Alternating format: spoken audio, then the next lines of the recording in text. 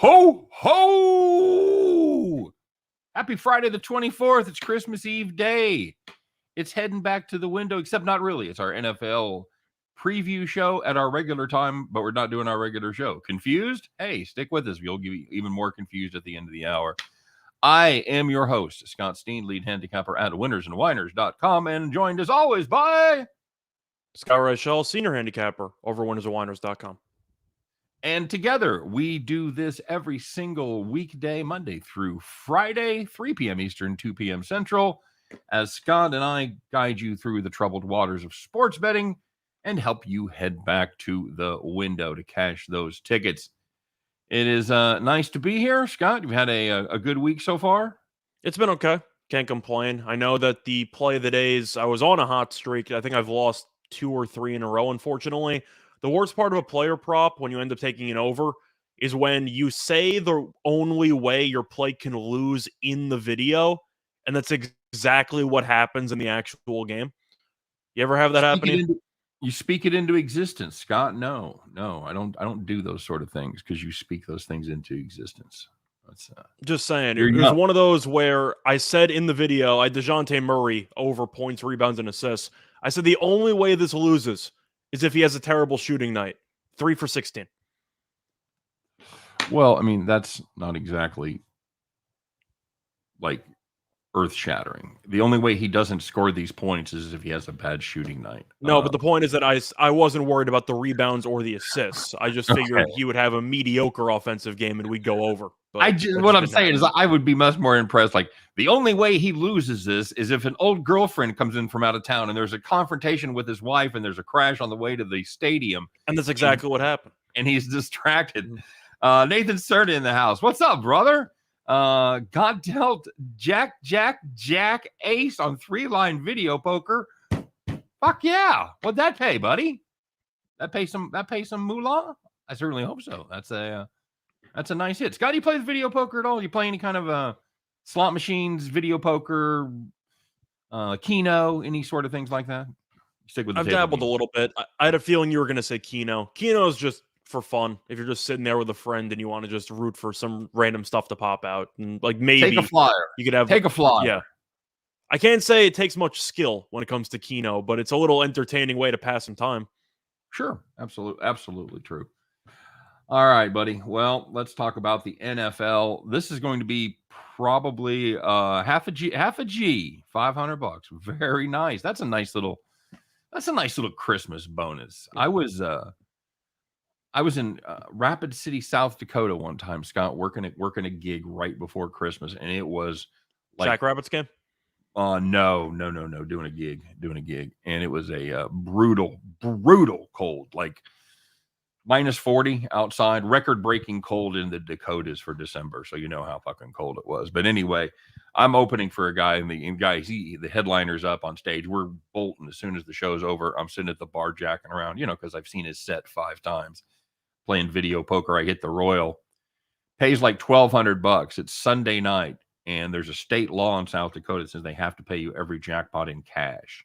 So they had like virtually no cash on the premises. I had about 400 $1 bills when they ended up paying me off, and that's what I've got stuck in my pocket. I get back, my car won't start. I have to take the bus back home.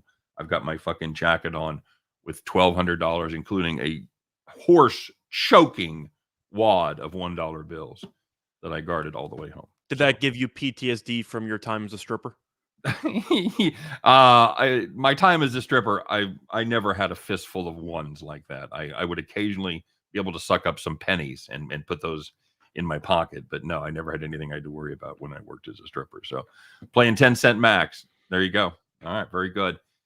So yeah, that's my story as about video poker. So anyway, not so fortunate was I in the NFL last week, Scott. I took the Jaguars, and I don't know how things could possibly go wrong when you hang your hat on the Jacksonville Jaguars. Fine team. Everything's running smoothly in that operation. Couldn't be better. I don't know why they couldn't cover. They're terrible. What we found out last week, Scott, it may not have been Urban Meyer's fault. Just saying. So I had Jaguars -4.5 against Texans. They shit the bed, lost it outright. Never in it. Whatever. You did a little better. You had you hung your hat on fading your team, sort of. They still won the game, but you had Dallas team total under 28.5. That came in with flying colors. So they put up 21 in that game. Yeah, very good. What are we going to do with no sports, dude? No shit. That was and I got to tell you, Scott, you and I talked about it before the show. I loved Memphis in that play. I had that all set, ready. It was written. I was ready to be a premium play. Hawaii's locker room was in turmoil. Cordero was leaving. The Day Hunter, the running back, he was out. They had nothing. Defense is terrible. Fucking yeah. I loved Memphis there. And you texted me last night that was kind of a shitty thing for Hawaii to do, because they wait till Memphis gets to the Big Island, when Memphis could have taken the spot in the, I don't know, the fucking A&M cancellation bowl, whatever was it, Gator the Bowl. Yeah. So they could have had that spot instead of Rutgers, but no. I mean, they got a trip to Hawaii. The issue is that the seniors aren't playing football again, so that's right. kind of a letdown there. Right. I mean, yeah, I am kind of torn. Like, well, it's not like we flew to Boise and they canceled the famous Potato Bowl. You know, we're still in Hawaii, so all things considered, not bad. Anyway, that takes my yearly record to 8-5-1 on the season. And Scott, that brings you over 500 for the first time, maybe since week 1. I'm not sure. I think so. Climbing out of the abyss. Fine effort, as it's a marathon, not a sprint. And we see that with the Packers and the Chiefs, as they were two teams who were kind of struggled to get going early. What's wrong with the Chiefs? What's wrong with the Packers? Nothing at all. So there you go. Nicely done, my friend. Updating the records. So you still have a 1-game lead on me with 3 weeks to go, 16, 17, and 18. So we'll see. Hang on a second. I'm ahead of you? No, I'm sorry. You're 1 game behind me. I was going to say, I better not be ahead of you. I misspoke. You are not ahead of me.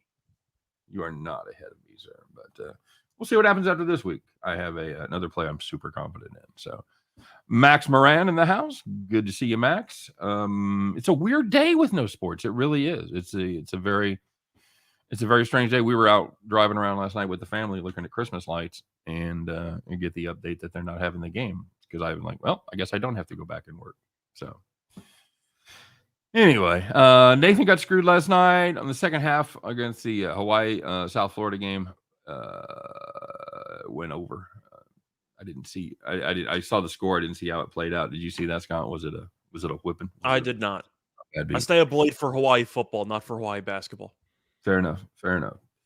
All right, buddy. Well, like I said, this is going to be a minute on this show, because we're going to have to. That's kind of one of the reasons we kind of wanted to wait and try to get the latest injury information, see if we can get anything off the injury list. We don't know much, but we might. The Cleveland Browns head to Green Bay for Christmas to take on the Packers. They're in the driver's seat now. Top seed in the first round bye are sitting under their tree waiting. Right. They are sitting under their tree. I have the NFL.com injury site up list, and of course, it can't stop playing the fucking video. So apologies to everybody there. Miss Debo's rushing prep by Happy Yard. I saw that. That was in North Texas. Dude, I agree, Curdy. That game was weird, by the way. You had the interception in the red zone in the last minute of the first half, and then you have 7 points the entire second half? That was a really weird flip of the script on that game. They couldn't. They had the ball. I think they had the ball in the red zone 4 times and got nada. How is North Texas's quarterback 28 years old and he's coming back next year? How does that happen? Didn't we see this movie? Wasn't that the one? Was it Scott Bakula where they played at North Texas? Where Kathy Ireland was the kicker. What was that? That sounds about right. But a potential 29-year-old starting quarterback in college football, I don't think I've ever seen that before. Yeah, that's did he play baseball? Is that the deal? I think he did. Yeah. Very good. Oh, the 4th and goal. Yeah, it was just. Yeah, and they were playing, and that's the thing. They were playing defense, and then forgot how to play defense. Although, that's part of it too. Although you've got to get some points out of North Texas, because the defense isn't going to be stout. They're going to be if you're lucky, they're going to be good enough to keep you in the mid-20s, 20, 25, 24, 28, something like that. You're going to have to outscore them. You know that North Texas defense isn't going to just shut anybody down. But well, the quarterback's not any good. We know that. But that interception in the final minute of the first half, I feel like completely just swayed the entire momentum of the game. Yeah, absolutely. Absolutely. They were what, down 4 at that point, or down 3, going to take the lead, and instead throw it at the goal line. Just brutal. Just fucking brutal. So can we officially say that perhaps I'm trying to with the I don't know where you're going with this. Jimmy G, because perhaps a little bit overrated. Well, I like how you mention it because Austin Unn's interception to end the first half looked a lot like Garoppolo's interception to Kittle. He just threw it right to a defensive player. That's kind of how it went. I never thought Garoppolo was very good. People can describe him as being a game manager who can potentially lead your team to a Super Bowl if you have one of the best supporting casts in the league. That's exactly what happened. So I made a comparison for Jimmy G. You can even make an argument for like a Mac Jones type, just because he might be winning games. I don't actually know how responsible he is for the games that they're winning, but they're winning games most of the time. Is that a fair comparison? Mm-hmm. Yeah, I think but there's a difference in the NFL when you're winning games because of your quarterback versus in spite of, or with your quarterback being a neutral, kind of like Jimmy G is. All the Jimmy G apologists were out there. He had a 91.4 quarterback rating going into that game. He'd been good, blah, blah, blah. He was just fucking dreadful last night. That there was what was worse, by the way, the interception to Kittle or the missed Juszczyk touchdown? Which was worse? Juszczyk was wide open. He was wide open. Yeah. The missing Juszczyk there was. I mean, that was such a dreadful pass to Kittle. He threw 2 dreadful passes, and you and I were texting last night, and I got a little bit of knowledge about the quarterback position just because I learned a lot about it when I was raising my son. We wanted to be a quarterback, and so anyway, I've got a fair amount of working knowledge about the mechanics of being a quarterback. And Garoppolo has terrible mechanics, and everything he throws. I'm not going to go down in the weeds and all that shit, but sales. If you notice, everything he throws is high. He's fucking, he either overthrows his receivers, they're fully extended. It gives them very little opportunity to catch and run, for starters, and secondly, it gets them killed. If I was a receiver and I had my choice of go to play here or there, I would take a lesser quarterback to avoid Jimmy Garoppolo just because I'm going to get fucking killed. It was just. I think the most underratedly bad throw in that game was the pass to Ayuk on 4th and 4. The pass to Ayuk where he overthrew him. That was a pretty terrible throw too. Yeah, and in a big spot too, in a huge spot. Do you like the idea of a BYU Vanderbilt parlay in the Hawaiian Classic tomorrow? BYU, I don't trust at all because they've been falling apart. They've been falling over themselves the last month. Vanderbilt, I don't mind. I think that line's a little bit short on Vanderbilt, so I don't mind them. I actually was looking at that game. I thought about or that tournament. I thought about maybe looking at Northern Iowa against Hawaii because Hawaii's awful, but Northern Iowa is not exactly good either. You know what I mean? Yeah, I'm not. I don't have much confidence in that Northern Iowa team. I don't know. Liberty. I don't have any confidence in Hawaii. That's why I was asking. Well, I don't trust either. I don't trust either one of those teams. I don't. I'd probably lean Northern Iowa there just because, like you said, Hawaii at their best has no chance to play with Northern Iowa as their best. This BYU team, I don't know, man. They kind of started their downward slide against Creighton. Well, when you lose outright to Utah Valley and then you lose a bunch in a row after that, that's not exactly a good sign of things to come. No, that was huge. They beat Utah, had a big win, and then turned around and played Utah Valley, and couldn't get out of the state of Utah unscathed. I don't know. I'd lay a 9. It's a lot for a neutral. That's just a ton. Liberty. Trying to see if Liberty's been a 9-point favorite. You mean a dog? I mean a dog. Sorry, yeah, 7.5 against LSU. They lose by 16. Second game of the season, though, true road game. I don't know. I'm probably going to dodge there. What's your official? You down for that? I like Vanderbilt over Stanford. I'm not impressed with the Vanderbilt. I like. I still like Northern Iowa. I've just seen Hawaii play. They can't score the ball. Whether they're playing against South Florida, whether they're playing against Vanderbilt, them scoring 50 is a celebration half the time. They cannot score. They're one of those teams where if you look at their stats, they're not horrible, but they're like averaging in the mid 70s or whatever. But if you look closer, they put up big numbers against Hawaii, Hilo, Illinois, Chicago, and Hawaii Pacific. So anytime they've played a real team, they have struggled to get to 70, just like you said. So yeah, I don't hate that there. Anytime Hawaii's going up against an actual team with some ability like Northern Iowa has, I'm all about that. Anyway, you want to start going through some NFL games? Yeah, let's do it. Let's get to some NFL. All right, so we're going to start off with the Browns at the Packers. Packers 6.5 point favorites right there. 46 is the number as far as the injury information on this one. Mayfield is expected to return. Yeah, those guys are going to time out. Mayfield is going to be back. Jarvis Landry is going to be back. Myles Garrett is questionable. He's not COVID. He's got a groin problem.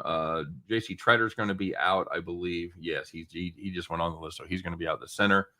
No place kicker. Scott, you're going to have to get a place kicker going. Chase McLaughlin is landed on the COVID list today. He's also bad, so I don't say it won't take it. Well, in fact, my phone rang earlier. I suspected that's who it was. Who else we missing? We're missing Johnny Johnson at the safety position. That's more because they're going to get Delpit back, right? That's the other one they're getting back. Yeah, Delpit should be back, but Green Bay has a bunch of health issues, particularly on the offensive line, so that's going to be a concern for this game. However, if Garrett doesn't play, do I think Clowney can do it alone? No, but even with Mayfield back in the lineup, I am curious how he's going to look because this season Mayfield has not been particularly good. So I'm not saying that he's going to be awful in this game, but am I expecting him to light it up? No. I still think that there's some value on, first of all, the under. It's another early game since it's not on Sunday, and the unders have been free money on these Saturday, Monday, Tuesday games, Thursday games. The under has been really, really profitable. So I'm going to stick with the under on that one. But I do think that Cleveland will keep it close for at least a half because of the injuries to Green Bay's offensive line, etc.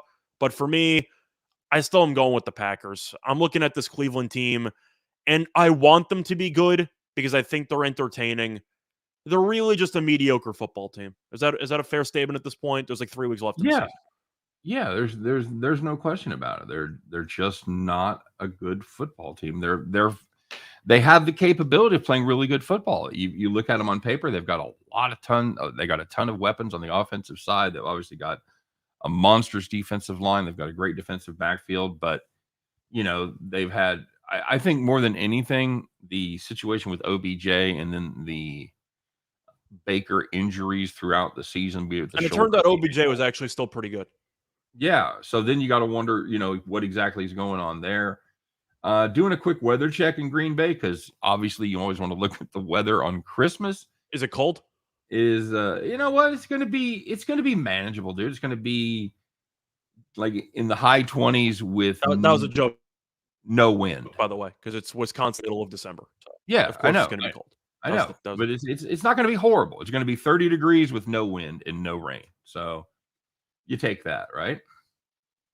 Yeah, I know Scantling might not play. Lazard, though, has shown flashes, and Devontae Adams is Devontae Adams. I mean, that's just a complete lost cause when it comes to trying to guard him.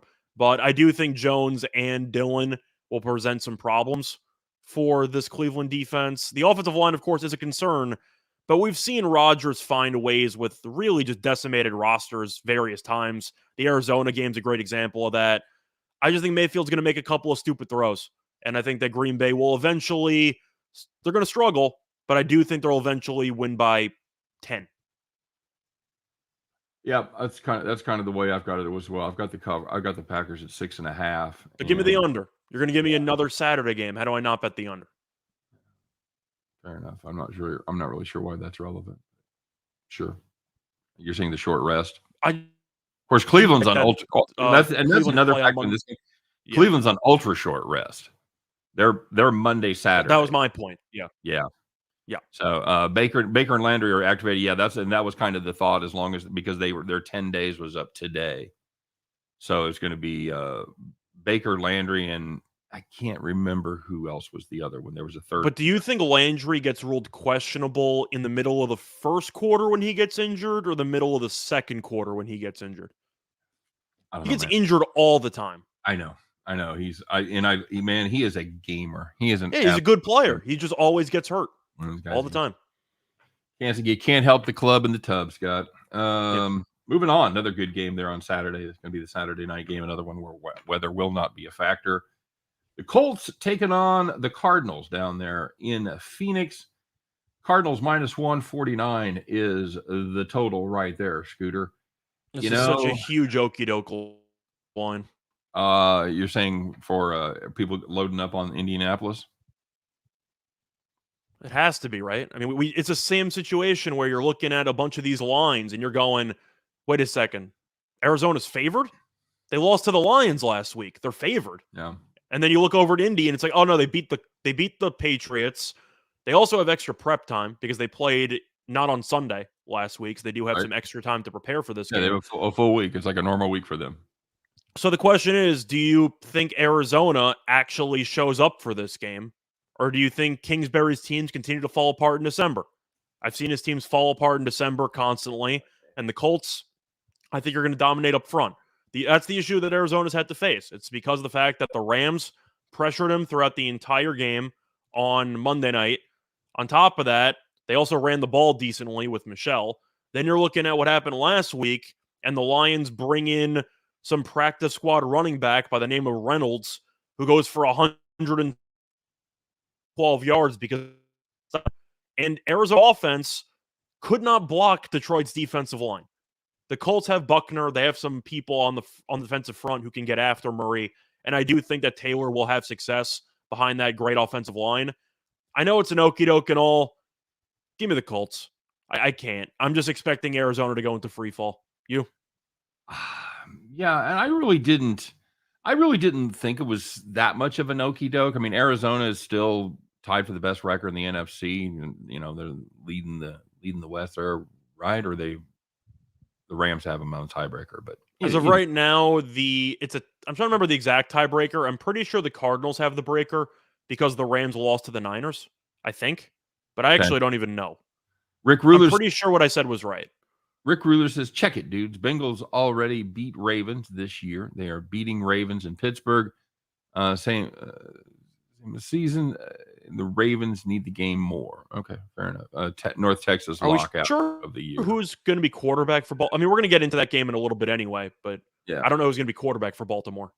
As far as this one, I doubt the Arizona Cardinals' ability to stop the run of the Indianapolis Colts. That's my whole issue. They've got another day to get rest. Of course, they burn them with travel, so I mean it's kind of a wash. If it was a home game, it might mean a little bit more, but. This is an Indy offense that's averaged over 5 yards a carry the last 4 games. And the Cardinals, while not terrible against the run, they have shown an inability to stop the run against a team that's absolutely determined to run the football. So I think they're fading, buddy. I think that's for real. I don't think this is an okie doke. It might be, but I'll go down in flames with you. I've got the Colts in this one over the Cardinals. As far as the total goes, for me, that gets a little bit trickier there. This is a Indy team that has been scoring the football pretty well lately. I think I'm going to lean over in this. I'll take the 49 though. It's another Saturday game. Give me the under. Yeah, not I think gonna. I think 49 is too much. I was thinking it was like 45 or something. No, 49 is too much. I think that you can make an argument for an over, but then you remember Wentz is going to throw the ball 20 times in this game. I mean, you're looking at a spot where they're probably going to just drain the clock the entire time, running with Taylor, set up some play action. But if you think Arizona is going to have a hard time protecting Murray, which has been an issue for the last couple of weeks, I do think Arizona's offense, especially since Hopkins is now out for the year, is going to be stuck in quicksand. I don't hate Colts team total over. Yes, that I don't hate either. The real Jolly Roger says the refs will continue to propel the Steelers into the playoffs. They fucking better not. Not this weekend. No. I say no. Packing Colts on a teaser. I don't want to. I don't mind it. Yeah, I'll take the. I mean, you're getting the Packers at around 1.5 at home, and you're getting the Colts about +7, +7.5. I don't mind it. No, I've got the Pack minus 6.5. Is that what you still have? You had 6.5? I saw 7.5 before. Did it go well? I did these. I did these last night. I saw 7.5. So I'm assuming that it's mostly available at 7.5. Let me check. Maybe you can find a 7, so you can get Green Bay at 1. But yeah, I don't mind that. Okay. Yeah. Those are in very, very teasable numbers. They've kind of made a lot of the lines Wong teaser proof. But you can still. I still can't help myself. I still have to take a swing when I see a 7 or an 8. I still have to. I still have to tease through the good ones, especially with Rodgers at home. Yeah, I mean that just seems like a good spot. Yeah, that's solid. I would even consider just playing a straight parlay there if you want to play a 2-teamer. Yeah, it looks like 7.5 across the board. Yeah, okay, I'll update that. Wow, Max is saying that they got 7 on FanDuel. So yeah, I believe that. Well, like I said, it was 6.5 when I did it late last night. Like this, I'm talking 2:00 in the morning. I put this together. So that's some significant line move here on Christmas Eve day. All right, you and I both have the Colts there. We both got the under. Buccaneers, Panthers. Panthers at home. Buccaneers laying a 10 spot, 42.5. Now we're getting into some nitty-gritty numbers. I found this game to be the hardest game to predict, just because of the fact that on one hand, Tampa has Antonio Brown, who hasn't played in about 2 months, who hasn't even been confirmed to play in this game, but I think it's a safe assumption he's going to play because he's been practicing a little bit. You have Gronk. You have no Fournette. You have no Godwin. You have no Mike Evans, but you're against Cam Newton. I have no idea. With the little sousson of Sam Darnold. Yeah, absolutely. JC Stone has a great question, and we talked about it a little bit yesterday. He says, should I wait till right before game time to wager on the game? I would say you don't have to wait right until game time. I think you have to wait till day of. Yeah, close to. Once it officially comes out who's activated and who's not, then I think you can make some moves. But I do think that I think you can get up on Sunday morning and make your plays. I think you can get up at 8 o'clock on Sunday morning and make your plays. If it didn't happen the day before. Yeah, I do think that for most situations, of course, you want to bet early because you want to beat line movements, etc. Right.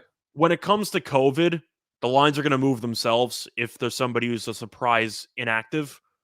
I'm fine with waiting, really, in any sport. I've been willing to sacrifice a couple of points here and there just for absolute injury clarity, and I've had no regrets about it. It's kind of what you have to do at this point, wouldn't you agree? Yes. Max, I don't believe players are tested right before the game, and I know they just relaxed testing standards. At least for vaccinated players, they're testing them less time. So my guess would be they probably test them the day before, whether that's Friday or Saturday. And I think that's it. Scott, I haven't seen a lot of day of COVID tests. That's what I'm thinking. I could be wrong, but I don't remember seeing a lot of inactive due to COVID. Do you remember a lot of those in the NFL? It seems like they may not on Sundays. I've seen a couple on Saturday. Yes. The day before, it's absolutely happened for sure. But I get a feeling they're not testing day of. So I would. Do you want to take the points with Cam Newton? I can't. I don't know. I don't know what to do with this game. I got no idea. It's just I like Carolina team total under. That's all I got. And the thing is, Tampa Bay just absolutely shit the bed last week against New Orleans. What the fuck was that? A home game against the Saints? They get shut out? What are we doing? I like the under in this game because I don't know which weapons Tampa actually has that you can trust. I'm not a big Ronald Jones guy, but when he's going to get the bulkier carries, you don't really have a choice because Fournette's injured, but I don't think Ronald Jones is good per se. So I like the under. I'm going to hold my nose, though. I'm going to take the points. I think, of course, Carolina's a mess, and don't try this at home because that involves expecting Cam Newton to not be totally terrible. right. But Tampa's missing so many guys that I really have a hard time laying this number, particularly on the road. I'll take the division team getting 10 at home. I don't blame you. I don't blame you. This is just a brutal. It's awful. This is my least favorite game on the entire card. I'm just looking to see. Points. Yeah, I'm looking to see who's out. I'm looking at cornerbacks. Probably. Well, so Edwards is going to play. Winfield's out. You know what? Give me the better team. This is just an awful spot. I don't blame you for. It's a terrible spot, but Tampa's missing so many guys. I can at least make a case for Carolina. But with these amount of weapons being out, including some of the defensive players being out, I really just can't look at myself backing a spread of 10 with a team that's missing so many key guys. I just can't do it. I could see not respecting yourself as a sports bettor if you don't take double-digit points at home against a banged-up team. I can't possibly argue against that. Real Jolly Roger says Belichick gives booster shots each quarter. I don't fucking doubt that at all. If anybody was doing it, he would be the guy. Curdy Flirty says the Jets are the best bet of the day. We're going to talk about it. I got some thoughts on that game. Unless they're playing Vanderbilt, I don't believe that statement is true. Although I think I like them, but yeah, we got to talk about the other New York team first. The other New Jersey team, as the Giants travel to their dreaded rivals there in the city of the big shoulders. No, that's Chicago. The city of brotherly love is Philadelphia. The Eagles minus 10, another 10-point favorite. Yippee! Get used to them, kids. 40.5 is the number. Another 10-point spread. Another number in the low 40s. Oh, the Giants! The Giants are so bad. Why can't the Giants run the football, Scott? Can you tell me that? Why do they have arguably what we thought was one of the top 5 running backs in the NFL, and they can't run the football? Is that one of the bigger mysteries of this season? I feel like the entire Joe Judge experiment has been a solid mystery for the last 2-3 years because I feel like everybody hates him. I don't think there's any players on the team who actually like him as a head coach. Whether it involved the random sprints he was making them do during the OTAs and during the actual training camp, or whether it involves the fact they lose all the time. I don't think anybody actually likes Joe Judge on the roster, and I think he's gone at the end of the year anyway. The Joe Judge experiment, that sounds like a bad acid rock band from the 60s in San Francisco. It really does. I'm sure that's how a lot of the players would describe the actual time with Joe Judge. It was a bad acid trip. Have you heard the new Joe Judge experiment? It's fantastic. It's psychedelic. Max Moran says, please don't stay in New Jersey with these teams. Not that many people know. All right, fine. You can have New Jersey can enjoy Rutgers. That's fine. They got the Devils. That's cool. Did the Giants announce who's starting this game? Because Glennon's been trying to start the last couple of games, but he's been so bad that you might just have to use Fromm by default. Jake Fromm is expected to start, Scott. He should. They should. You know what Glennon is? He stinks. I don't know. You got to try to see what the younger guy has.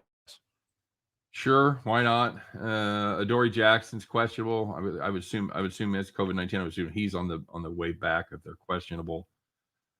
Goodness. Philly's on the short week because they played against Washington. The Giants did win the first meeting. It was a hideous game. I had the Eagles in that one. Rieger can't catch a cold if he wanted to. But I do think that the Giants are such a lost cause. I got to take Philly. I'm just looking up front. This Philly offensive line is so much better than this Giants defensive line. And we know the Giants can't score. Philly could score 21 points and still win this game by 15. Do you worry that Sanders is questionable with that quad?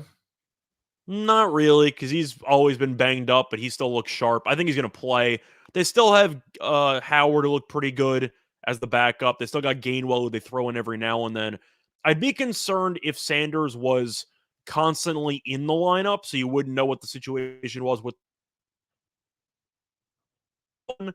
I actually know what to expect from the backup running backs. They're really not a bad running back group. No, they're okay. They're okay. Somebody was saying they were having trouble betting on Green Bay. I was seeing if we could. Unless it got pulled for some injury news, and it'll probably be back at some point. That's what I'm wondering. I've still got it on the board. 7. Fromm could surprise people. Maybe Fromm looks sharp. Maybe he doesn't. But I got to take Philly. This team, I think, is actually good enough to make the playoffs in the NFC, which tells you how bad the NFC actually is at the bottom. Yeah. But the Giants, if they didn't quit on their coach already, then they're the most loyal team in the league, because I think they quit on Judge about a month ago. You? I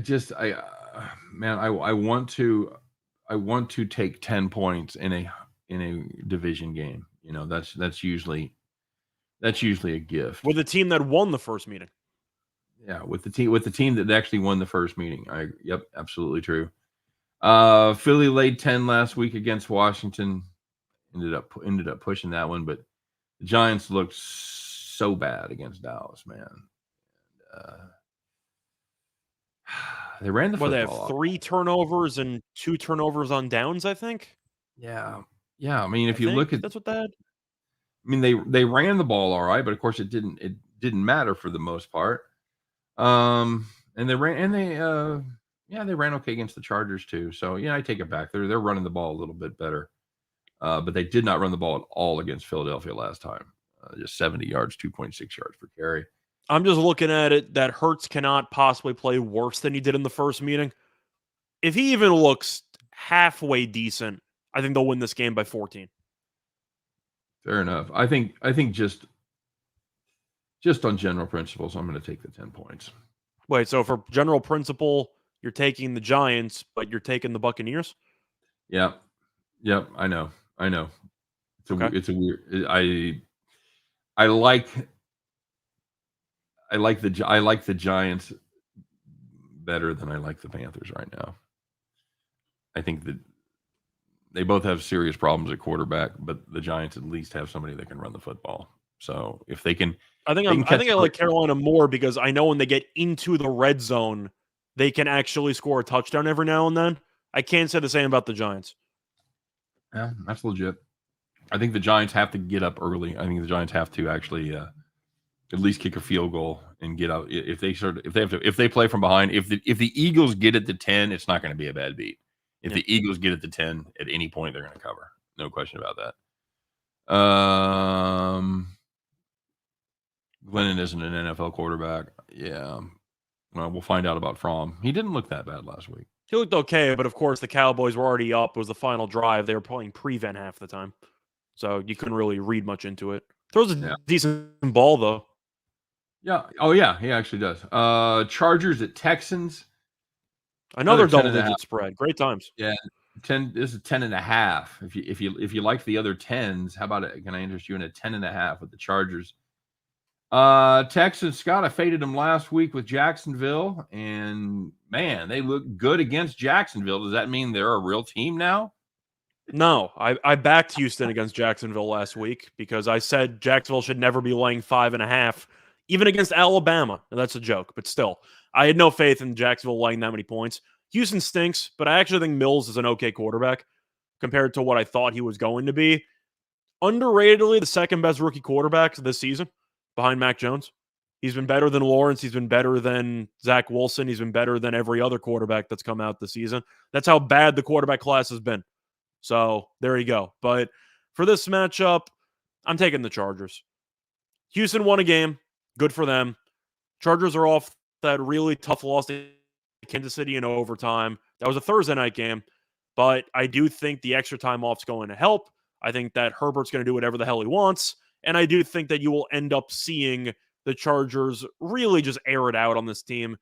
Give me the Chargers. I know Eckler's dealing with COVID and he might not play, but I actually think Justin Jackson's not a bad running back.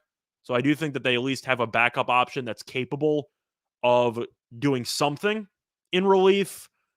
The Chargers can win this game by 30 and nobody would be surprised. Give me the Chargers.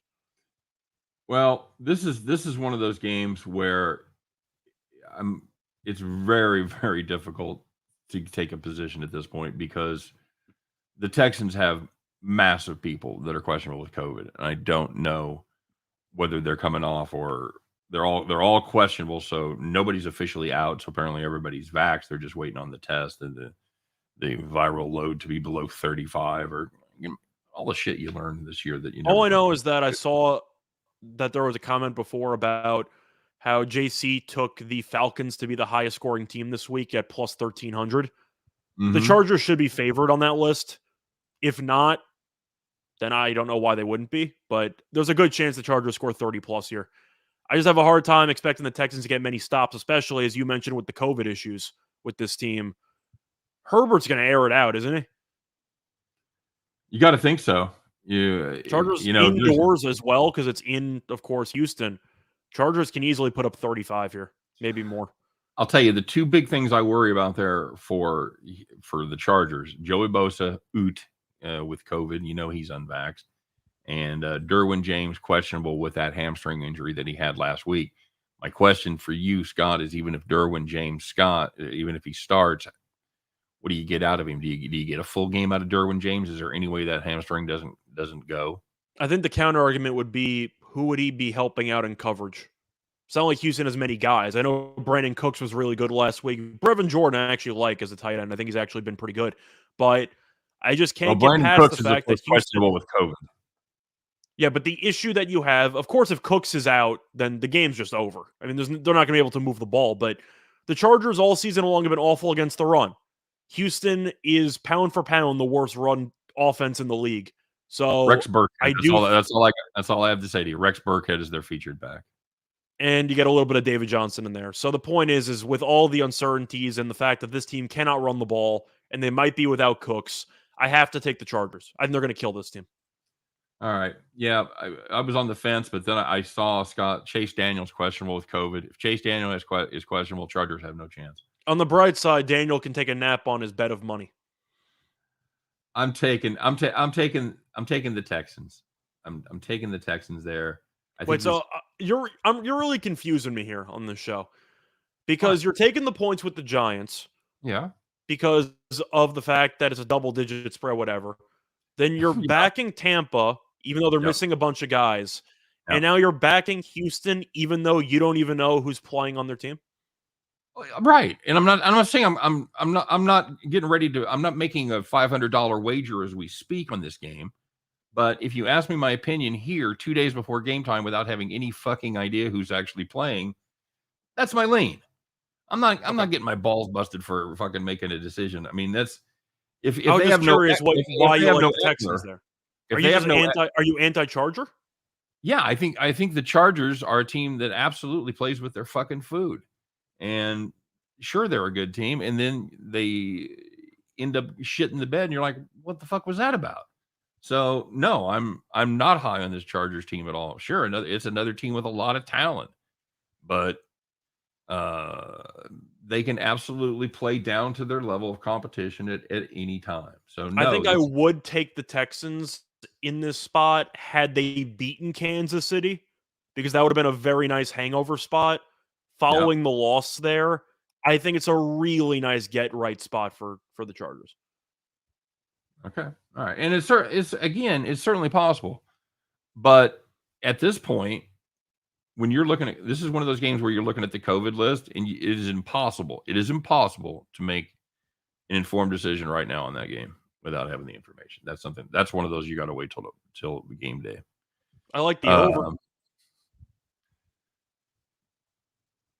Yeah, the Texans don't play a ton of defense there. I'll ride with you on the over. I mentioned Cooks potentially being out, etc. But I said straight up the Chargers might score 42 points in this game or 35. Yeah. So I kind of have to take the over.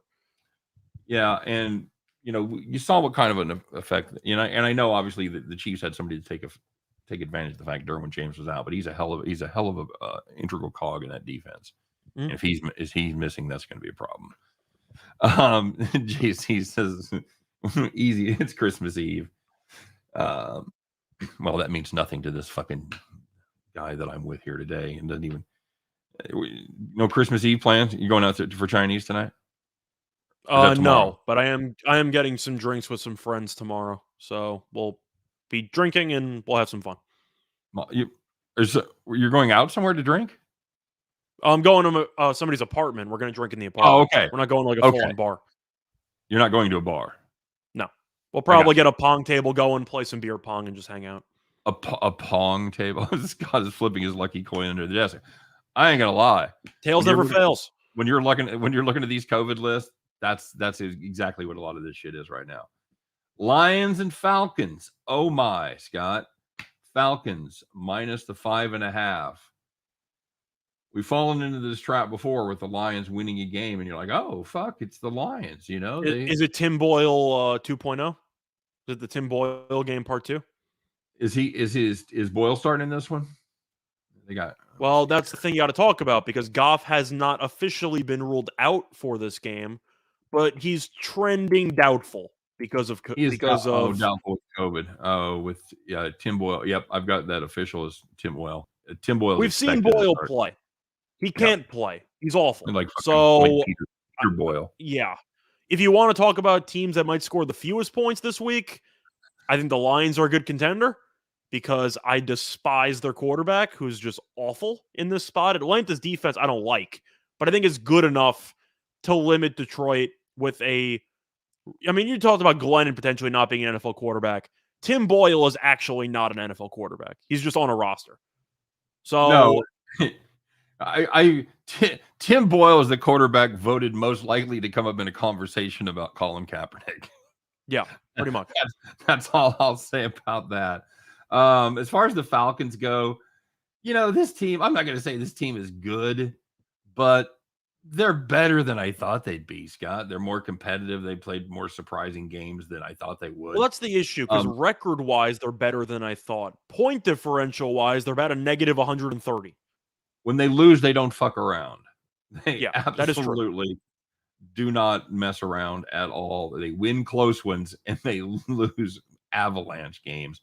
I will say this about Atlanta. They are knock on wood, not really having any COVID problems right now. So the minimal amount of talent they have has not been decimated by COVID, unlike other teams. Looking at you, Houston. So my favorite play in this game is the under. I kind of have to. Boyle, I think, is going to do nothing. And Atlanta's offense, we've seen Matt Ryan, who I think is basically washed at this point in his career, but he's not totally useless. I think he'll move the ball a little bit against this team, but I do like the under. I think you'll see a low-scoring, hideous game. I do like Atlanta, though. I saw a couple of 6.5s available. I just don't think Tim Boyle should be in the league. I know that Swift might come back, which is a huge boost to this team if he is able to come back. But if you cannot consistently throw the ball, and you think that Atlanta, especially indoors, can even move it a little bit with Patterson, Gage, I think, has been really good the last couple of weeks. Even Mike Davis has actually been decent running the ball the last couple of weeks, and he's a decent pass catcher. Atlanta's got some weapons. They're not very good weapons, but they got something.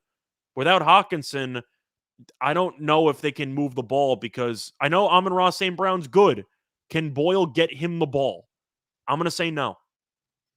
No, and missing Hawkinson is just huge. That's just cannot be overstated. And that's a good point by Jolly Roger, though. He says Atlanta hates the red zone.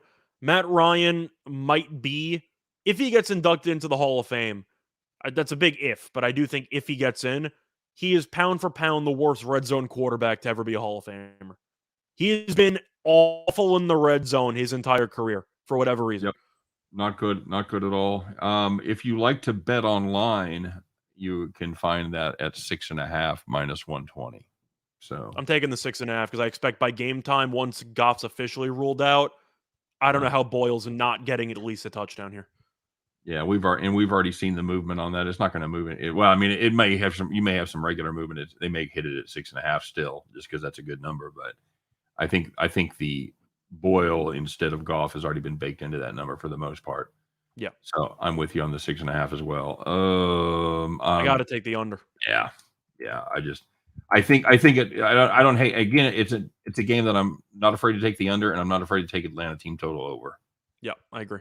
That's the thing about totals, though. If you think that one team is going to do virtually nothing, then you're automatically leaning under, just based on how game flow usually would dictate that final score. Right. Some team Curtis Floyd wants to know which Falcons team shows up.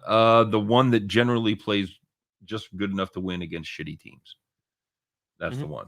Not the one that gets blown out. You got to take the official Falcons approach. You got to take them to take an early lead first half, and then when the Lions are plus 20 in game, you jump in, and then the Falcons win by 7.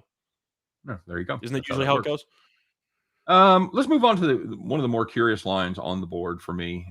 People I think have officially written off the Ravens at this point. Scott, Bengals not playing good football right now. They are a 3-point favorite to the Ravens. Bengals are the home team. Basically, the odds makers are saying they're pretty evenly matched, and I'm not sure that I buy that. 45 is the number here. So again, let's go to the big board and check the injuries, shall we?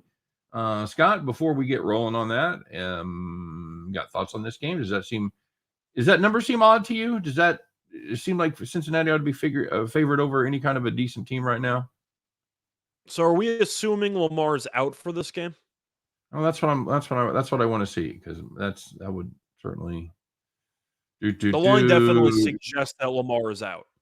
He's still questionable. He's still officially questionable with that ankle injury. Now let me ask. This might sound like a crazy question, but I do have to bring it up because of last week's performance. Who would you rather have, a 50% Lamar Jackson or an 100% Tyler Huntley? I know Huntley did all right. Huntley had a nice day. I like Huntley. I watched him in preseason. I thought he was pretty good. I didn't think he'd be this good, but I definitely like the fact that Baltimore actually has a backup quarterback that fits their system, so they don't have to reinvent everything when one player gets injured. I do kind of think more teams should copy that type of ideology. But Cincinnati killed this team in the first meeting. Chase went nuts. We know that. Cincinnati offensively was awful last week, but Denver's defense is pretty good. Having said that, I always like to take an underdog or two to win outright. I'm taking Baltimore. I think this is a game that Baltimore wins. It's just a spot to me where Cincinnati's been underperforming as a favorite all season long. They're really good in the dog roll where people don't respect them. But as soon as people buy in, they fall apart. Baltimore now is on the verge of missing the playoffs. And I do think that worst case scenario, this will be an extremely close game. I think Baltimore's very live to win this, but I do think 4.5 is a bit heavy. I'll take the points. You got that at 4.5? Yeah. But I think Baltimore's got a serious shot to win the game. See, and this is, man, there's been some serious movement before the but what's Green Bay, though? Green Bay's a top 2 team in the league, Green Bay? Top 4. My question for you is, if Baltimore converts the 2-point conversion, they beat Green Bay, what's the number? I don't know that it's I don't know that it's a ton different, but it may be. There's a lot of diversity in this line, Scott. There are places that have it at 3, and there are places that have it at 4.5 or 5. I'm just saying, if they beat Green Bay, they're roughly 1. They're 4.5. I'm going to go ahead and take Baltimore because I do think people are being reactionary on the record, and the fact that Cincinnati's a playoff team and Baltimore's not. This line does seem a bit rich. I think this line should be closer to around 2. If I was pricing it myself. Yeah, I thought it was a weird number when I saw it. I really thought it should have been closer to pick 'em for sure. I don't think Huntley's getting enough respect. Both Harbaugh teams are getting smashed this week, says the real Jolly Roger. And Rick Ruler says he knows Cincinnati like the back of his hand. Take Baltimore. It sounds like a Chiefs fan. Curdy, I'm going to disagree with you there. I know that you're making the argument that Huntley is really just improvising half the time, but that's a skill in itself if you're able to extend plays and find openings. I was a fan of how involved he got Mark Andrews, because I do think Andrews needs to play well if they're going to potentially win this game. But Huntley, are you expecting big things from a mid-round draft pick who's coming in relief? No. But the point is, he doesn't embarrass himself out there, and he's not Tim Boyle. So what can go wrong? Yeah, I'm cool with that. And, think about Baltimore, 4-0 as an underdog this year, Scott. Yeah. They relish the underdog lack of respect role. So until Cincinnati proves as a favorite they're going to show up and deliver, I will fade them. I'm not convinced of either one of these defenses. I've got the over. I got to agree with you. Even though I like Baltimore's chances to win this game, I don't see a defensive struggle because Baltimore's missing so many guys on defense. Baltimore, I think, is going to move it. I think they'll be able to have some success. Cincinnati will too. Give me the over. Okay. In this world, Calvin, at this time in world history, what is that from? I know that's from something. I can't think what that's fucking from. I'm going to be pissed when I find out. Curdy Froder says Baltimore first half. Yeah, don't hate that. Don't hate that at all.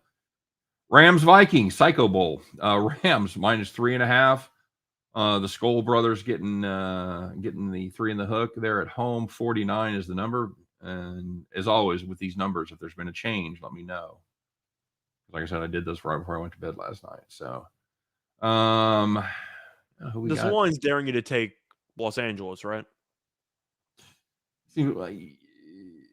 I don't know, man. Vikings at home with points is very tempting to me. I'm saying the line's daring you, like it's a trap line, like they're daring you to take the Rams. Yeah, I know. You think they're daring you to take the Rams? Yeah, because the Rams looked pretty solid the last couple of weeks. The Vikings, what do you want me to say? They couldn't move the ball against Chicago offensively. I don't really know what I'm supposed to like about Minnesota. They've won a couple of primetime games. I can't say Cousins has played well, but they ended up beating Pittsburgh in a game that they tried to blow. They ended up beating Chicago, and Chicago stinks. So I'm not really going to buy much into that. If I'm playing Minnesota, I'm taking the first half because I do not trust Zimmer in the fourth quarter of a game. That's all I'm saying. Okay. All right. Yeah, I will. I think the Rams are due to shit the bed. Let me see. I'm check injuries here for everybody. Let's see who's on the COVID list, shall we, Scott? Look like the Rams are on the right side of their infection. They got over their outbreak. Yeah, it looks like they're in pretty good shape there. As far as the Vikes go, well, what do we got? We got Dalvin Cook is out. That's not ideal. I know you like Madison. Cook's really, really good. I think Madison's one of the better backups in the league. Thielen is questionable. Westbrook's going to play. Who do you trust more, Stafford or Cousins? I'm going to blindly go Stafford, but boy, they've both looked bad at various times this year. Without Dalvin Cook, buddy, I'm going to go the other way. I'm changing horses here. I'm taking the Rams, laying the points. But we're both on the Rams. I'll probably know. That's what I'm saying. I was going to take the Vikings before, but without Minnesota beat Green Bay at home, so they have had some good home wins. So I can understand if Minnesota wins outright, it wouldn't surprise me. But Minnesota is a team that I just don't expect to come from behind. And I think that if the Rams are able to stretch this defense out, and if they're able to run the ball, I do think Minnesota might have to play catch up, which could get dangerous. And for me, I'm going to go with the Rams. But if Minnesota wins, I will definitely not be shocked. Let's put it that way. Jags and Jets. One of the games people were talking about the most, Scott. It's a pick 'em right now. Yeah, the Jets are favored. I think they're -1 now. -1.5. Actually, it's gone to 1.5 or 2. Yeah, so it's gone from pick. A lot of that Jets money coming in. Jets. Jets. 41.5 is the number. Well, Scott, I backed the Jags last week. That makes one of us. That was obviously not an ideal thing to do. Like the Jets? No, I did not. I like the Jags probably even less. Rick Ruler says KC -4.5. Well, you know that I've had a good read on the Jets all season long. They are one of the teams I root for, unfortunately, but I've actually made some money betting against them, mostly first quarter betting. But I have made money fading them or backing them in some spots. But I'm going with the Jets. I think it's a good spot. Jacksonville had the ultimate ooh-rah-rah game. You got rid of Urban Meyer. You had a chance to show, and to show that it was the coach and that you're not a bunch of useless players. And then you came out and you looked like a bunch of useless players. And I think the biggest concern for me isn't even the defense, which has been an issue. True that they haven't done anything well this season. Trevor Lawrence has stunk. And people give Wilson a hard time because Wilson, of course, has had moments where he has looked god-awful, and he was leading the league in interceptions earlier in the season before he got injured. I think Lawrence has, one touchdown pass in the last 6 games combined? Yep. Yeah, he's had a brutal. What the hell is happening? Buyer's remorse would be my guess. So I'm going with the Jets. Jacksonville had their game to bounce back and to make a statement. Instead, they looked like Jacksonville. The Jets hung around with Miami. They blew the game. They were winning in the first half. Had a nice pick 6 against Tua to tie the game late. They couldn't get a stop on defense in the entire second half. But Miami's a team that's won 6 in a row right now. It's 6 in a row, right? It's not 7, right? Pretty sure Miami's won 6. The point is Miami's on a winning streak. But the Jets hung around. They actually played competent football for at least a half. That's more than Jacksonville's done. So give me the Jets. I think they'll win the game. I'm with you. I got the under 41.5 there too. Oh boy. One of these teams is not going to put up double digits. Might be both of them. Could be 9-7. Could be 10-6. I'm really torn on this one, actually. I think the over's got a shot because the Jets' defense is that bad. Yeah. You know what? Give me the over. Okay. Screw it. I've got a read on this team. Give me Jets 23-20. 23-20? Yeah. I got bad news for you. You want the over. Okay. All right. You got it. Yeah, I want the over. Still 41.5? Yeah. All right. It's a bold play with the over, but I do think that these defenses are so bad that something's got to give. Fair enough. All right. Pedal to the metal time. We're languishing here. Buffalo, New England. Probably one of the 2 biggest games. Chiefs, Steelers, probably the other one. Buffalo is the road team here in New England. 2.5-point favorites. And I've got the total at 43. How would Trevor Lawrence be doing on the Patriots, Scott? Real quick. Well, he has Belichick as a coach. He'd be doing well. I think he would put him in an optimum position there. Absolutely. So you think Belichick's a better coach than Urban Meyer? Is that what you're saying? Yes. I think he's a little bit better. Urban Meyer has more college championships, though, so who knows? Yeah, Jaguars have mental health issues. I agree, dude. I agree. So, Scott, is this a good Buffalo team or not? I think this team's a psycho team, but I do think they're talented. The issue is they can't really stop the run, which has been a concern, but they can't run the ball. So they're extremely one-dimensional. And if you can just, pin your ears back, go after Allen and see what happens, I do think that you'll have issues. But we know New England won the first game. Toss it in the garbage. It means nothing. You're playing in a 40-mile-per-hour windstorm.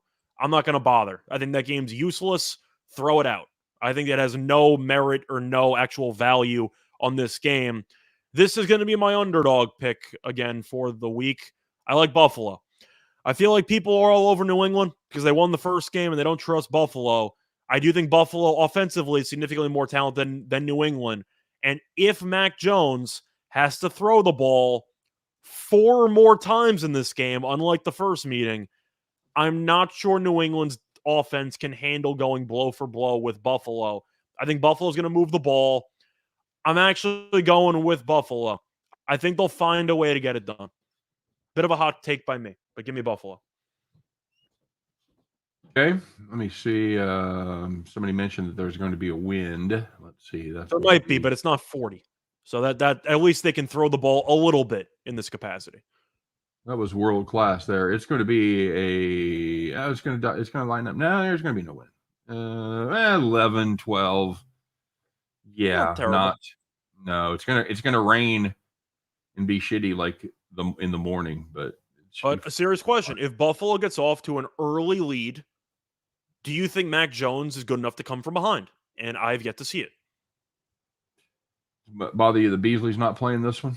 It's not ideal. I know Gabriel Davis also might be out or potentially going to be out in this one, so that of course hurts. But I don't know. I got that. I don't know if it's a hunch. I don't know if it's the fact that I think Buffalo, in a game where they're still competing for a playoff spot, might just show up and circle the wagons. I'm going Buffalo. I think Indianapolis exposed a couple of holes in this Patriots team. I'll tell you what. This New England team has some serious questions at the wide receiver position. Harry, Aguilar, and Bourne are all questionable for this one. Bourne, COVID-19. The other ones actually have other more football-related injuries as well as Damian Harris. I think they missed him last week. I like the under. Yeah, both teams have virtually no receivers, so I got to take the under. I do think it's another under situation there. I've got the Patriots minus the 2.5. I don't blame you. Patriots in Foxborough. I'm just taking a stand. Fair enough. Yeah, that's legit. That's they're not like they're a 9-point dog or anything. It's that's legit for sure. Bears Seahawks minus 6.5. 43 is the number there. I'm not going to spend much time on this one because I know that we want to go a little bit ahead or faster. I'm taking the Seahawks in the under. I don't like anything about Chicago. I don't know how they didn't quit on Nagy already. They obviously have. What are you supposed to say that's good about Chicago? Not much on the offensive side, I'll tell you that much. And Seattle got Lockett back. I think that's huge. I certainly would be all over the Chicago team total under there as well. I think it's another play. I don't like the Seattle team. I don't think they're great, but I think they're a touchdown better than the Bears. Yeah, I agree. And I get no way do I want anything close to an over with this Bears team. Not even a chance. All right, got you there. All right. And Steelers at Chiefs. That's the other big game this weekend. Are we gambling on Hill and Kelsey playing or no? Curdy Flirty has to get his drink on. Merry Christmas, Kurt. Thanks for stopping by, buddy. Yep. I really appreciate it. Happy holidays. Rick Ruler agrees with you, by the way, about Buffalo. He said he already bought the ticket. Cool. Yes, we are gambling that. Yes, I think Kelsey. No additional new positives, which I think is a huge step. Yeah, that's a big deal. They got Chris Jones back. That's a big deal. I know we've faded the Steelers all year long to mixed results. I think this is too much. I think this is a letdown spot for the Chiefs. I think it's been a weird week of practice. I wouldn't be stunned if the Steelers jumped up and bit them right here. I really wouldn't. But I've got the Steelers plus the 8.5. I like Chiefs first half. I had a play of the day that I ended up posting for this game actually about 20 minutes before we ended up going live. Steelers terrible first half team. I can just tell you what I got. I got the Steelers team total first half under 9 because they've scored 9 combined points in the first half of their last 4 games. Yep. So I think Kansas City gets up early. Pittsburgh has been a very dangerous backdoor team because they're really good in the fourth quarter in particular. Yep. I'd go Chiefs first half, maybe a live play on Steelers, but I can't go against the Chiefs in Arrowhead. They've been so good in Arrowhead. I just have to. Give me the Chiefs Black, and give me the under. Hill and Kelsey not already ruled out. No, they're not. They're still. So give me the Chiefs and give me the under. Yeah, I'm definitely like the under there as well. I'm taking the other side of that. I'm gambling on Hill and Kelsey playing, obviously, but I think even if they play, I'm probably going to hold off on this because I think if they play, I can get 10, at least 9.5. It was 10 early, so I should have jumped on that. I wish I didn't. Well, obviously, I wish I'd have known that the virus was coming. Broncos Raiders. Raiders -1. This is one of those games. It seems like we were getting every game a couple of weeks ago. Do you think Drew Lock wins? Oh, fuck. Drew Lock. Mizzou quarterback. You're the Mizzou guy. They're so much better when they're holding the clipboard. They really are. I'm taking the Broncos. They've got the defense. Both of these offenses are really struggling right now. Raiders on a short week as well. Yeah, Raiders on that short week. This is another under for sure. This game's going to be disgusting, but I'll take the team that I know can actually get stops. Plus, the Raiders had safety Jonathan Abram, who I can't call him a bust. He's okay. He's always injured. He's out for the year now, so I do think that's going to hurt the secondary. They have 2 good running backs in Denver, which is arguably 2 more than what Las Vegas has, because I think that Jacobs is okay. I like Williams. I like Gordon. So give me Denver. I think they'll run the ball well, because Vegas really cannot stop the run. That's kind of the story of the game for me. So I'll take the Broncos in the under. Yeah. Okay. Yeah, that's it's kind of a weird thing. Denver actually gives up more yards per carry, but the Raiders give up more yards because people just hammer it at them. So, Washington, Dallas, Scott. The last of our 10-point spreads right here. Dallas is the home team at minus the 10. I know that's your other team.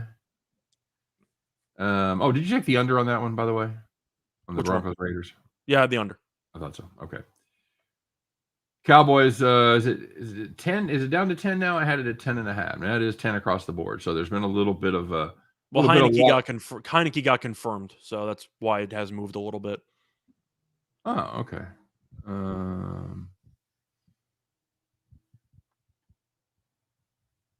No, I can't do it. I can't take Dallas. Too many points. I have to take Dallas. I'm in the exact opposite spot as you, because the first meeting I liked Washington, and of course my play that I won was the Cowboys team total under, which ended up cashing against Washington. That wasn't against Washington. That was against the Giants. But I did like the Cowboys offense to struggle in that spot again, because that's what they've been doing. But it's such a brutal spot for Washington because they didn't play on Monday. They played on Tuesday. Yeah. And if you saw how that game went against Philly, they got absolutely manhandled in the trenches. They were giving up 5 yards a carry. They're missing a bunch of defensive linemen still. I do think Dallas should come out and play well, especially in Jerry World. So, it's in a dome. They look really good defensively, particularly at home. Heineke was so bad in the first meeting because they couldn't protect him. And the Cowboys' defensive line, is that a top 3 unit in football? It might be. That defensive line, when healthy, is absolutely nuts. I'm going to take the Cowboys. I'm hoping Dak looks better in a dome as opposed to playing outdoors in December. Give me the Cowboys. I think they'll win. I like the under, though. Okay. Yeah, with the I'm gonna go the other way, Scott. I'm going to take the over. You can. It's such an awful spot. You're playing on a Tuesday, and then you get to match up against the Cowboys, and I don't think they can protect Heineke. I think that's going to be the story of the game. Yeah, it is. I'm counting on that. I'm counting on the Washington defense to step up just enough.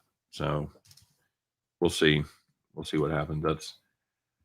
That could, you start. That's the thing. You start taking these teams with points, and obviously they're bad teams. And you don't like the teams. You just like the points. A lot of times that's true. I mean, statistically speaking, that's where the numbers start getting in my head. What I know how double-digit spreads do, and it's generally a great investment to take double-digit spreads in the NFL.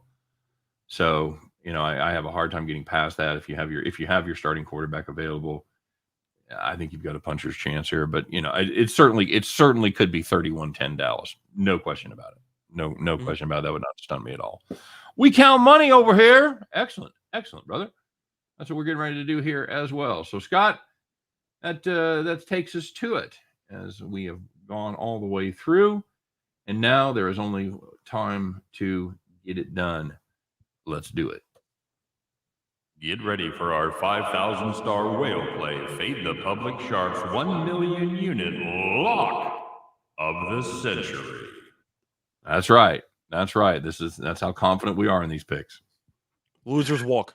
Losers walk. I knew he wanted to say it. I went 0-1 last week. He went 1-0. Scott, last week I took the Jaguars -4.5. That didn't work out well for me, so I've learned my lesson. Take the Jets, you coward. I'm taking the Jaguars team total under 19.5. We've talked a little. What kind of noise was that? I just thought you might be taking the Jets. I thought you might be going through with it. I am de facto taking the Jets, but I'm saying I don't have quite enough confidence in the Jets offense, but I do lack any kind of confidence in this Jacksonville offense. They are absolutely, positively horrific, Scott. The last time they broached 19.5, October the 17th, my friend, 2 weeks before Halloween, as they put up 23 against Miami. They have gone over this total exactly 3 times this season in their 14 games. Just no. I know it's the Jets. I know they play defense like it's optional, but I have more confidence in this Jets defense than I do in a terrible, terrible Jaguars offense. I mean, the Jaguars offense, they have put up, they don't care whether they're playing a good defense or a bad defense. They put up last week against Houston, 16 points.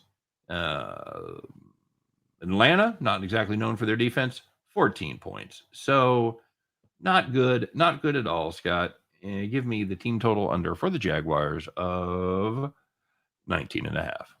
So we're sticking with a trend here because we both got team total unders, but I'm going to go back to the Bears and Seahawks game. I'm taking the Bears. Team total under 17.5 at -125 on DraftKings. First of all, shout out to DraftKings. Every other book, it's 16.5, and we know 17 is a key number. So thank you for the extra free point there, crossing over a key number. Wait. What are you taking? A -125 play? What? Yeah. What the fuck? Can you do that? Why not? Well, it's a little juicy. I mean, we're kind of keeping it on an even keel here. I didn't know we were You're buying making an argument points. about a -125 play. I gave out a -130 something play like 2 weeks ago. What are you talking about? Not here, not on the show. Your play of the day. I did. Maybe. I took the Lions team total under against Denver at like -133, which cashed, by the way. But in fairness, I don't pay attention to you a lot, so that's fine. I speak a lot of nonsense. I tune in and tune out, so I may not. I may have been busy writing down your pick and didn't hear the juice. All right. Either way, to get back to the reasons why I'm fading Chicago here. I don't give a fuck why. Why wouldn't I fade Chicago? Right. You watched the Monday night game. We all did. We were all miserable. We all wanted to watch a movie instead. But we saw they couldn't move the ball. Nagy's offense is useless. Chicago's averaging 17.1 points per game. The Seahawks defense has actually not been that terrible. You hold the Rams to 20 points. There's really nothing to be ashamed of there. That's a solid performance there. They held Houston to 13. And on top of that, it's a snow game on Sunday. Supposed to be snow over there in Lumen Field. Also 12-mile-per-hour winds. I'm expecting to see some hideous football because of the weather, because of the fact that Chicago can't move the ball anyway. Seattle's defense, I think, will do enough to limit the Bears to field goals instead of touchdowns. The Bears might finish with 16. I don't think they're getting to 18 or higher. So give me the team total under. We counting money over here weighing in. -125 is solid. Fuck, what? I draw the line for a show like this at around 135, 140. I draw the line there. Fair enough. Okay, so everybody agreed -125 is fine. Okay, fine. That's good. Somebody said we're not doing the Miami Saints game because that's the Monday night game. So we're sparing all of you because that game is Ian Book versus Tua Tagovailoa. It's been an hour 20, fuckers. How long you guys want to hang with us here? My God. Let's go. We'll do that on our Monday show. We'll talk about the matchup there of Tua and Ian Book. Book them down. Under. Most of us do not have access to DraftKings. I agree, but my other argument on the other side of that is the fact that it's available in New Jersey, it's available in Illinois, Iowa, but New Jersey is the number one sports betting state in the nation right now. if it's available there, I'm calling it in play. And I know we give numbers out in books that are not available to everybody. I get it. I understand. And some of you guys, a lot of people are also using a local bookie down the corner. So, we can't really control what lines they're going to have. I know. I was surprised when I started with premium service and I talked to people about where they were betting. I was surprised how many people still use a guy. Just saying. Well, a lot of people prefer to use credit. Fair enough. Yeah, that's the deal, and that's the entire difference. So, J.R. Black, this is a great show again. Thank you, brother. We appreciate it, man. Not in Georgia. Yeah, no. Can they bet in Georgia? Georgia, is it? They have legal sports. I'm assuming you can bet online in Georgia. I got nowhere to go. I got nowhere else to go. That's excellent. That's excellent, Rick. You know what movie that's from, Scott? Is that that just sounded like Belushi and Blues Brothers, but I don't know if that's where you're going. It's my terrible Richard Gere. It's Officer and a Gentleman. Oh, that sounded like when he was hoping that the woman wouldn't shoot him. Please, the phone got disconnected. I was busy. Please don't kill me. God, it wasn't my fault. That's what it sounded like to me. No, this was in Lou Gossett Jr.'s I Want Your D.O.R. D.O.R. Mayo. D.O.R. Why aren't you out there with your whore friends? That's a great fucking movie. All right. Thanks for sending me down that little rabbit hole there, guys. I appreciate it. Absolutely. Hey, everybody have a great weekend. Why don't you? Let's go out and look at the bright side, Scott. Nobody lost money today. Somebody said that already, that they bet on Hawaii and they didn't lose. So there you go. Little Christmas present. You guys, man, thanks for hanging out with us today. We didn't know how many we would have. So we appreciate everybody stopping by and interacting as always.